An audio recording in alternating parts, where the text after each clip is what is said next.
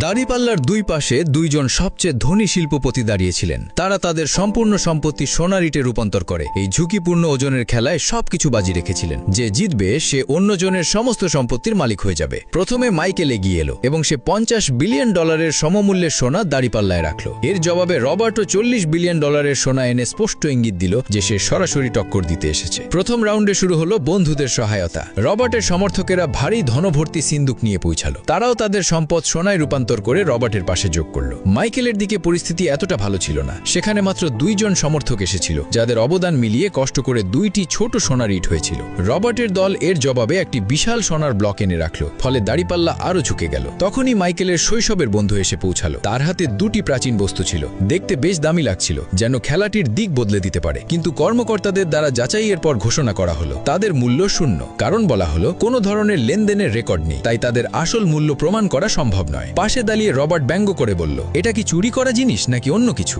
Michael এই অপমানও শান্তভাবে সহ্য করল। তার বিশ্বাস ছিল তার ব্যবসায়িক অংশীদারও এখনো আসবে, যে নিজেও একজন বিলিয়নার। অবশেষে সেই অংশীদার এসে পৌঁছালো এবং সে সরাসরি 3টি ঠেলায় বোঝাই করা ভারী সোনার ইট নিয়ে এলো। মাইকেল আনন্দে লাফিয়ে উঠল, কিন্তু সবাইকে স্তব্ধ করে দেওয়া মুহূর্ত তখন এলো যখন সেই অংশীদার সরাসরি রবার্টের প্ল্যাটফর্মের দিকে ঘুরে গেল। পুরো হলে নীরবতা নেমে এলো। কেউ নিজের চোখকে বিশ্বাস করতে পারছিল না। মাইকেলের বিশ্বস্ত সঙ্গী শেষ মুহূর্তে তার থেকে মুখ ফিরিয়ে নিয়েছিল। রবার্ট সহজভাবে বলল, তার বিরুদ্ধে আমার কাছে কিছু পুরনো প্রমাণ আছে। সামান্য চাপই বড় প্রভাব ফেলতে পারে। বাধ্য হয়ে সেই অংশীদার রবার্টের কথা মেনে নিল এবং চুপচাপ সেখান থেকে চলে গেল। এদিকে মাইকেল নিজের চেয়ারে ভেঙে পড়ল। বন্ধু সহায়তা রাউন্ড শেষ হলো এবং এখন আনুষ্ঠানিক ওজন মাপা শুরু হলো। রবার্ট বাম পাশে উঠল, মাইকেল ডান পাশে। পুরো হল জুড়ে সবার নিঃশ্বাস থেমে গেল যখন দাড়িপাল্লা নড়তে শুরু করলো। ধীরে ধীরে ঝোঁক কমতে লাগলো। সম্পূর্ণ ভারসাম্যের একেবারে কাছে পৌঁছাতে পৌঁছাতে যে জয় মাইকেলের নিশ্চিত মনে হচ্ছিল তা এখন অনিশ্চিত হয়ে গেল। দুজনের মধ্যে ব্যবধান খুবই সামান্য হয়ে গেল।